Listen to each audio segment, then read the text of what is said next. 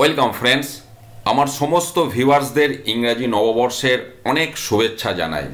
সুখ সমৃদ্ধিতে ভরে উঠুক আপনাদের জীবন। একটি ছোট্ট ভিডিও দিয়ে 2024 সালের ভিডিও যাত্রা আমি শুরু করছি। দেখুন, ওএসএমএসে যে আপডেটটা আমরা দেখতে পাচ্ছি, 1/1/2024 থেকে আনটিল ফার্দার অর্ডার স্যালারি সাবমিশনের যে প্রক্রিয়া সেটি বন্ধ থাকবে। কারণটা খুব সহজেই বুঝতে পারছেন, কারণ আজকে 1 তারিখ থেকে অতিরিক্ত 4% ডিএ ঘোষণা হয়েছে। স্যালারি টেবিলে ডিএর জায়গায় 6%-এর জায়গায় 10% করতে হবে। একটা এডিটিংয়ের প্রক্রিয়া বা একটা কাজ রয়েছে, যে কারণে একটি দিন এখানে যদিও বলা আছে আনটিল ফার্দার অর্ডার, কিন্তু আমি ঊর্ধ্বতন কর্তৃপক্ষের সাথে যোগাযোগ করেছিলাম।